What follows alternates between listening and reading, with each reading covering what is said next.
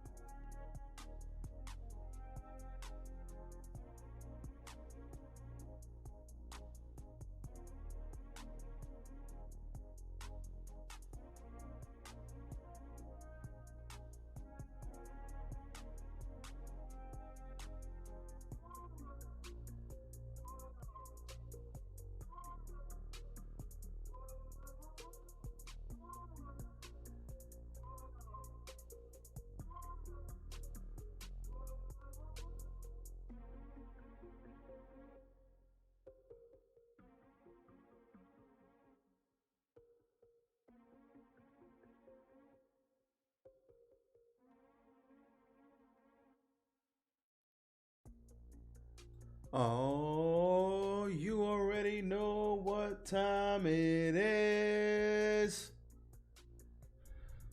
Surprise, motherfucker. Let's go. AEW review, baby. And you know what we got tomorrow. We got predictions. Don't know if we got Isaac joining us, but we shall see. We got a lot to talk about, a lot to get into, so let's not waste any time. Check out my socials. Follow me, RJD underscore 199 on Instagram, RJ699 on Twitter, RJD199 on Snapchat. But most importantly, follow What's the Wrestling on Facebook, YouTube, and TikTok. Follow What the Wrestling on Spotify and Anchor as well. And as always, HBO, help a brother out. Shout out to the Poor Man's Podcast. I had to use that once. But help a brother out. Hit the like button. Subscribe to the channel. Leave a comment down below. I will respond. I rock with y'all. Y'all rock with me. It is a beautiful thing. Let's get into what I saw last night. Let's go.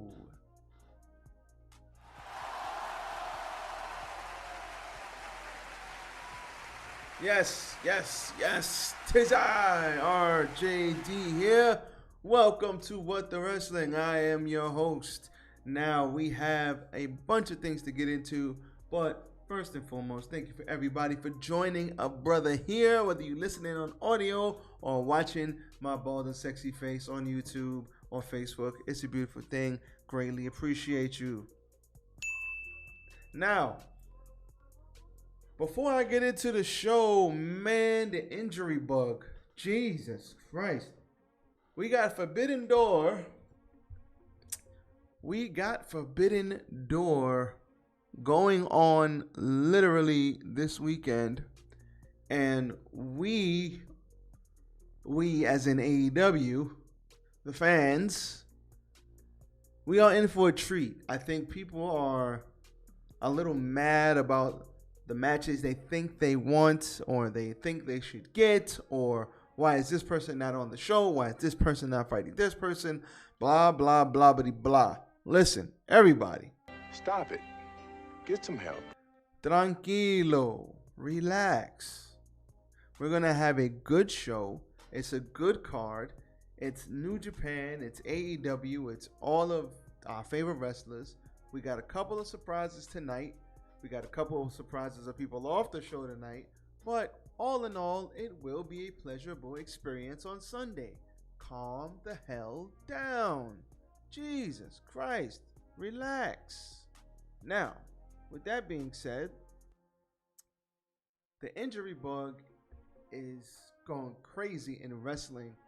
Not just AEW, in wrestling, period. Like, I've never seen so many people out, so many top people out at one time in both promotions, from Cody to Rhea Ripley to Randy Orton to Brian Danielson to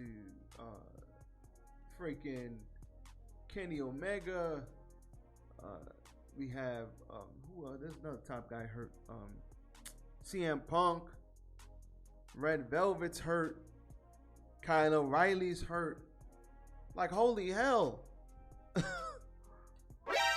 Like, everybody should just take the week off. Like, just next week, do a bunch of regular TV matches. Nobody get hurt, please. Jesus Christ. Like, Jeff Hardy, I mean, he was banged up and hurt before he got, excuse me, into his legal situation. So, I don't know what the hell's going on and why everybody is so goddamn hurt right now. But between all of these people being out, a lot of changes had to be made to Forbidden Door because of all the injuries. Especially, you got top guys out. The damn world champion is out. Roman Reigns gets hurt tomorrow. Knock on wood, as my great grandma used to say. Roman Reigns gets hurt tomorrow. Shit, WWE screwed. Like, I don't know what they're gonna do. But all in all, we're gonna have a good show. Rampage was taped, but Dynamite was a good show. They crammed a lot into the show. A lot could have been done different, but a lot I did like. So we're not gonna sit here and complain.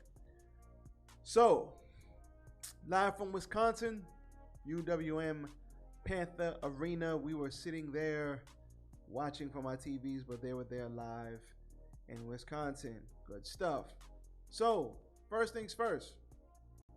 We had Bryan Danielson come out to cut a promo. He said, listen, there's some good news and some bad news. Danielson said the bad news is I ain't cleared for Forbidden Door. I ain't cleared for Blood and Guts. So everybody's sitting there like, nope. But are you okay though? He said the good news is I can read 500 words a minute or type 500 words a minute. I can run 2 miles without breaking a sweat. And I'm one of the best technical wrestlers in the world. So he's okay, but he's not okay. And the fact that he's not back yet lets us know that it was worse than we originally thought, or they're just taking extra precautions because of his history of concussions. And we all know Bryan Danielson damn near retired for 3 years off of these injuries. So take extra time. Bryan Danielson out, Blood and Guts out, Forbidden Door. That's okay.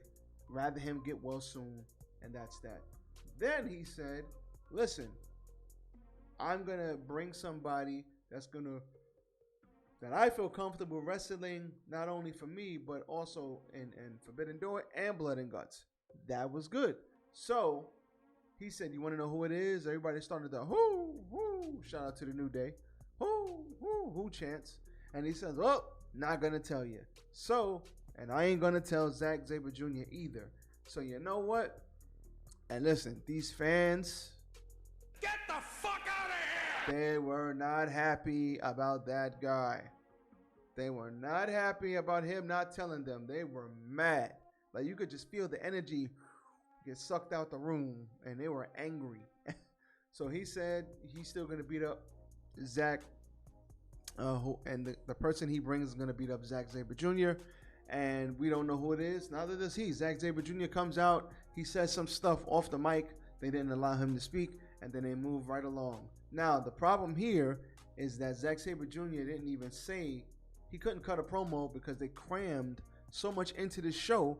He didn't have a chance to say any goddamn thing. It was like, yo, can I speak? Nope. Let's keep it moving. So I really didn't like that. He should have just told us, but speculation, me just thinking about it, it's going to be Gargano. He's a good technical wrestler, but I don't think he fits the BCC. No, get your mind out of the gutter, you perverts. Nope. The Blackpool Combat Club, I don't think he fits there. So I think it's going to be Claudio, aka Cesaro, because he was a big fan of Cesaro's back in WWE.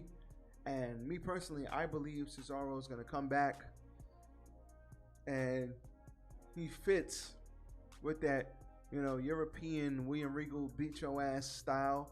He is a very good wrestler. He is very, very strong, And I think that's what it is. It's one of those two, to me. That's what I think.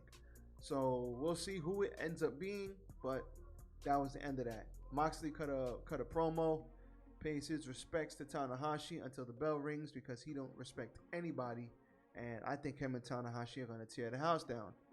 Then we had Orange Cassidy and Roppongi Vice versus the United Empire. I got it right, Isaac, okay? I got it right, okay? Stop the cap. United Empire. Respect my authority! And screw you, Isaac. I got it right. Leave me the hell alone. So everybody into Orange Cassidy as promised. Orange Cassidy will be fighting. Excuse me. He will be fighting Mr. Will Ospreay, and I can't wait. I think it's going to be a fantastic match. We pick it up at the end. We had a flying forearm from Ospreay to Orange Cassidy, a lariat by Trent after things began to break down. There was a super kick to Trent by Fletcher, double knees to Roppongi Vice, from Roppongi Vice to Fletcher, Storm Zero attempt, but it was thwarted by Ospreay, who hit a high kick to Trent. Turned it into a code red by Fletcher. Super kick into a code red. That was pretty cool. Davis grabs Trent by the feet, turned it into a spike power driver. He literally lifted him up and then power drived him. That was cool to see.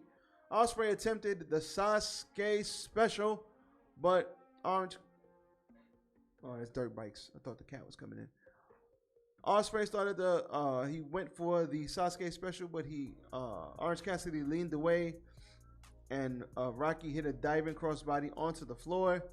Fidget spinner attempt by Usi open, but Trent countered it into a spinning DDT, kicking off of the other member onto Davis. Tagged in Orange Cassidy, who hit the orange punch for the win. This was madness at the end. It broke down at the end. We had Cobb and the Great Okan come out for the United Empire, Isaac. And after that, FTR came down and they made it a 5-on-5. The heels ran away. The baby faces stood tall. Can't wait for this match. This is going to be great. Next, we had Jay Lethal, Sanam Singh, and Sonjay Dutt tell us that Samoa Joe has not defended the Ring of Honor title because he's hurt. That's another guy who's on the injured list. God damn it. So he said, listen, if you don't defend it soon, your time is running out. Defend it or vacate. So my thing didn't work. Cool. That was smooth as well. Tony Schiavone then interviewed Christian Cage. That was one hell of a promo by Christian Cage.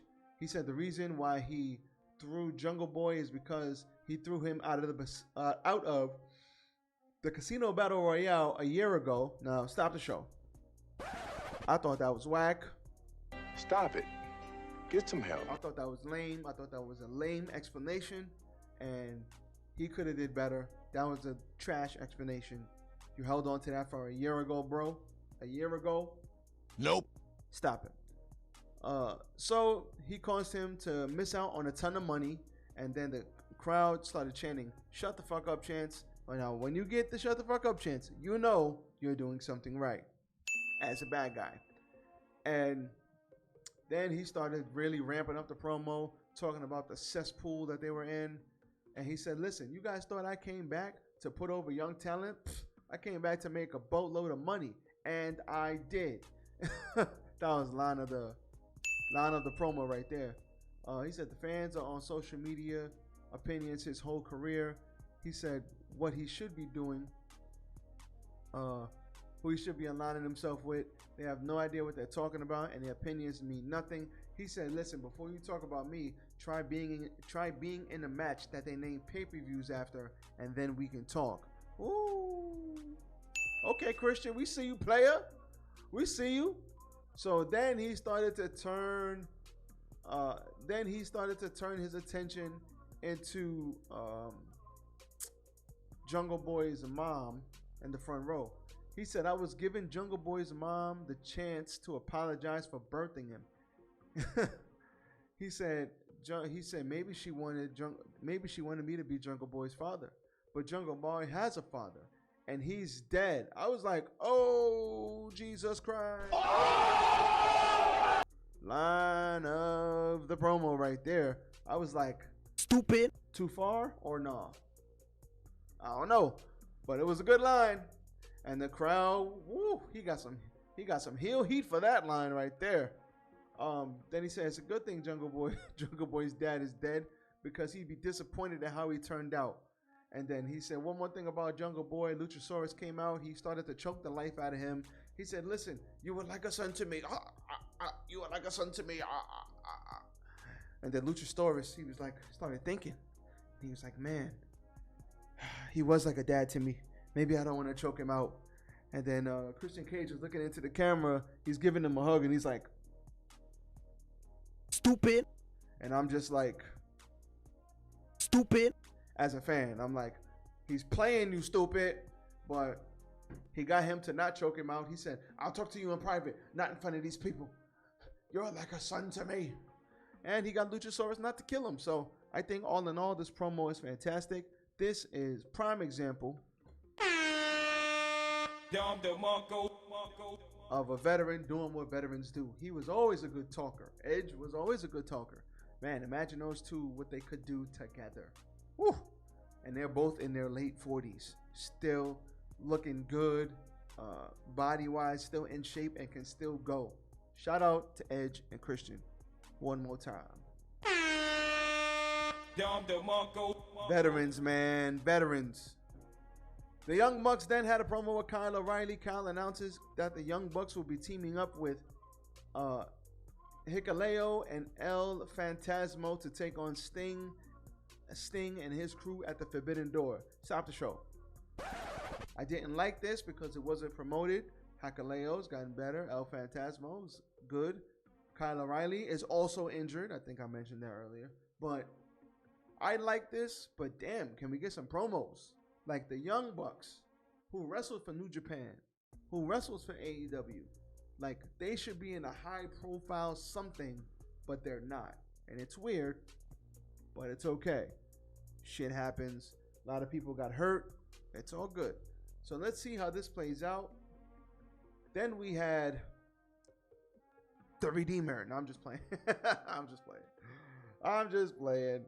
Oh, man. Stupid. We had the AEW All-Atlantic title qualifier, Penta Oscuro versus Malachi Black. This was crazy. We will pick up the action towards the end. We had a double stomp off the top rope. Got a long 2 count. Black goes up top for a high kick. Penta stops him in his track. Penta then went up top and hit a Fear Factor from the top rope. Are you crazy? Stupid. For those of you who don't know what a Fear Factor is, it's a freaking power driver. Jesus Christ. I love Penta, but he's a madman. Penta, who was selling his back, could not get the pin early on. He dragged himself to Malachi. When he got to him, Malachi 1, 2, but he got his foot on the ropes. Penta finally got there, but like I said, foot on the ropes. Then Penta couldn't get back up for the Made in Japan. He tried to get him up, but couldn't. Penta Black took advantage of this and hit a black mass right on the crown of his head. Good night. This was great. A sprint. This was a sprint, not a marathon. These two could fight and fight. Take my money. This was great. And then Miro, he said, "My God, all I wanted to do was be with my God and my gorgeous wife. But you continue to..." I can't. I love Miro, man. Miro, I want Miro to win this title so bad. I want him to. He had the line of the night.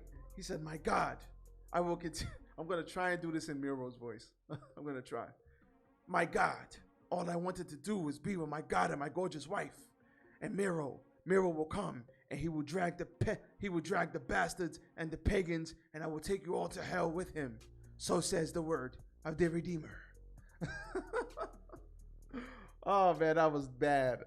Stupid. I cannot. I was told recently, yo, you suck at accents. I definitely do.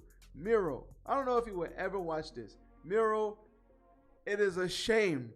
It is a shame that they did not take advantage of you in WWE. You could have made them so much money. Oh my God. Miro is the best. Miro's awesome, man.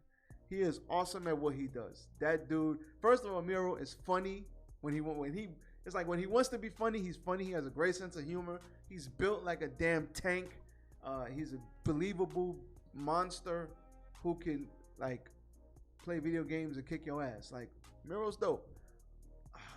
It's gonna be a tough one to see if he wins. I'll let you know my predictions on Friday, but I'm gonna clip that. So says the Redeemer. Oh man, yo, the one-liners this guy comes up with is like, and he keeps talking about his hot and flexible wife. So I don't know. Will we see Lana, CJ Perry in AEW? I don't know. I mean, he doesn't need Lana, but he keeps talking about her, so it makes me think that she's gonna be there. But we'll see. Great promo. We had Pac come down to save the bastard. Came down to save Mr. Penta because he had gotten his head kicked off, and there's your fatal four-way right there. And I believe Ishii is in that match. That's gonna be craziness. That's gonna be madness, I tell you.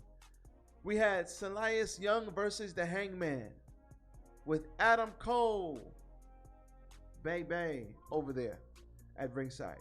So we move towards the end, trading forearms in the center of the ring. We had a fall-away slam by Adam Page with a kip up. We had a heavy clothesline in the corner by Page. 2 double clotheslines to Elias on the apron. Plancha over the top by Page. Page goes up top with a diving clothesline. The crowd is going, let's go Elias, because I think he was familiar with this territory in his hometown. If I'm not mistaken. I don't know if it's his hometown, but I know he's familiar with this territory. He's big in Wisconsin. And they send Uranagi into a backbreaker by Elias. A green bay plunge by Elias. Elias looked for the handstand in the corner. The moonsault missed, and Paige got the buckshot lariat. That's all she wrote. This was a good match, man. Elias is dope. I've never heard of this guy, but I actually am going to go check out some of his work. Never heard of him. Didn't know who he was, but he's pretty dope. And these two got great chemistry. That's awesome. Now, Adam Cole grabs the mic. Mr. Bebe said, who's ready for story time for Adam Cole, baby? But Switchblade comes out, and Switchblade said, listen, I know you guys all want to walk through the forbidden door. I can't do a Switchblade accent either. I'm going to stop now. Stupid. I'm going to stop now. But he says, listen, I'm not wrestling you and Adam. I ain't wrestling you. And then Switchblade began to beat up the Hangman and laid him out. But then Cole grabbed the title, and it looks like he was going to hit Switchblade with it, who was supposed to be his friend. But he decided against it because Switchblade looked at him. They picked up Mr. Adam Page, and then we had the theme of the night, the stuff of the night to me. Surprise, motherfucker. We heard those coins drop, and we heard Okada's music, and the crowd goes wild. The Rainmaker! Okada showed up in an AEW ring. Holy shit, chants rang wild. Stop it. Get some help. Even I was sitting on my couch going, Okada! Okada is stateside, and he will be there. He came down to save the Hangman, and now we know what it is. Okada, Jay White, Adam Cole, and the Hangman for the title. This is going to, well, the IWGP World Heavyweight title. This is going to be awesome. Awesome. Stupid. I mean that in a good way. It's going to be stupid. Can't wait to see that. That might be match of the night. Then we know Red Velvet is officially hurt, and we need a new baddie. Hashtag baddie and 140 characteristics or less. Big and at Big Stoke. He said, please people, keep it PG. Stokely Hathaway is already making a huge impact in AEW. This guy's amazing. The people that WWE cuts that they have nothing to do with, say less. I ain't got nothing else to say there. Hopefully Red Velvet gets better. And as always, Red Velvet said, Tony, cut the shit. I should actually make that a soundbite. That'd be dope. Cut the shit. Toni Storm versus Marina Shafir with Nyla Rose. Okay. Stop it. Get some help. Stop the show. Marina Shafir. I have nothing against Marina Shafir, but she's obviously not ready for TV just yet. And they're still trying to figure out what to do with her because she was out there by herself. You heard crickets. She was out there again. Not a good match with, I think it was Thunder Rosa. She was out there again. Now they put Nyla Rose with her because Nyla Rose, you know, is a decent talker. She's a good talker. And Nyla Rose can't even help this girl. I don't know about this, but they need to figure out what to do with Marina Shafir. She needs a lot of work. I have hope with her, man. The women athletes that come over from MMA, they almost always do well. But I don't know about Marina. She's having a tough time. That spot could have went to somebody else, man. I'm just saying. I haven't given up on Marina yet, but she needs some work. Picking up at the end of this match, Nyla tried to prevent Storm from covering Marina Shafir, and she did. Shafir looked for the pump handle, but Storm recovered, rose through, hit a jackknife, and covered and got the 3 count. Like I said, decent match, but most of this match was in the picture-in-picture, and then for what I did see, it was like, Nyla Rose attacked Toni Storm. Thunder Rosa then came out to make the save. Drop kick to Shafir, high kick to Rose. Storm plants Rose with the AEW title and holds it as Thunder Rosa isn't happy, and then she ends up giving it back. Now, here's my thing. What are they doing with Thunder Rosa? Emotional damage. Thunder Rosa is the women's world champion. And yet Marina Shafir has more time on TV than she does.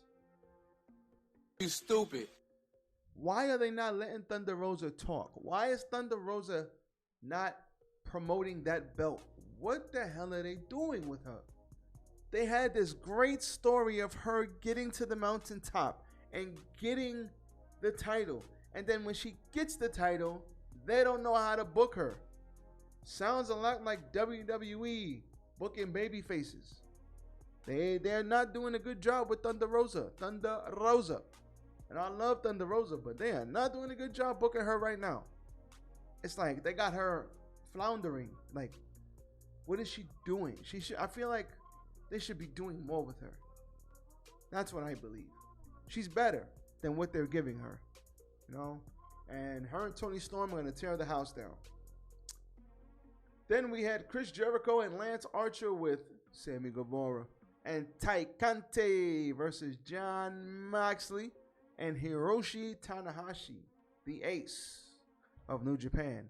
We picked this up at the end. We had a cold breaker by Jericho. They got a two count as Moxley breaks it up.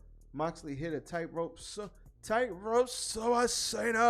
to Lance Archer, and all 4 men are down. Tanahashi ducks the Judas Effect attempt, hits a cold breaker of his own. Then Tana goes up for the high fly flow and hits it, but Jericho rolls through, locks on the walls of Jericho. Moxley comes in from out of nowhere with an ace crusher, sling blade by Tanahashi to Archer, and all 4 men are down again. Moxley and Archer now legal as both men started beating each other up real quick. Archer looks for the blackout, but Moxley escapes the blackout. Paradigm shift, tag into Tanahashi for the high fly flow.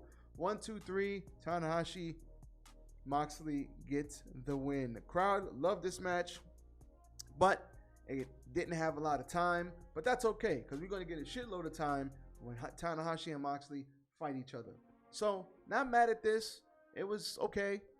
It was a match. Fine with me.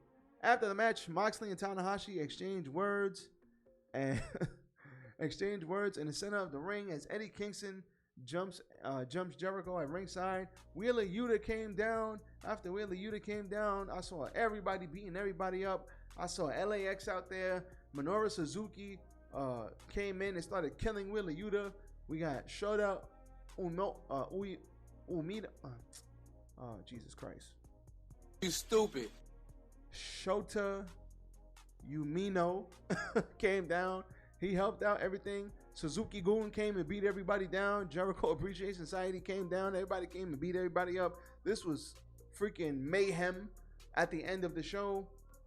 It was real WWE-esque, not gonna lie to you. But what I will say is that even though it was WWE-esque, I still enjoyed it. It was cool to me. Just to see, Tanahashi wrestle and, oh shit. Just to see Tanahashi wrestle and a lot of people do a lot of things. It was, oh man. It was cool to me. It was cool to me. A lot of people were out there. Everybody was going crazy. It was wild. And that's fine. That's good. A big brawl. You got to sell the pay-per-view. You got to give the people something. And they did. So I'm not going to sit here and shit on it, even though it was WWE-esque. I'm not going to shit on it. It was all right. So, with that being said, that is your AEW Dynamite. Perfect. Good show. They crammed a lot into the show. Forbidden Door is this weekend. Hopefully, Isaac could join me on my predictions. My predictions will be out mañana.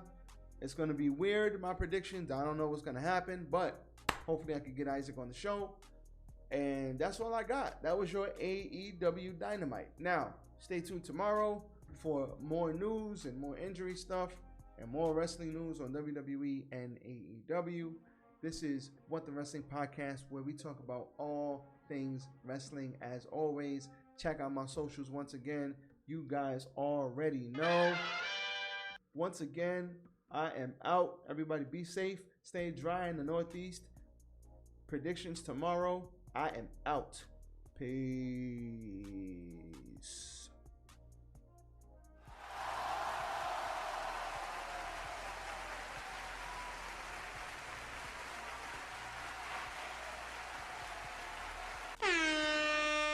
Dom DeMarco.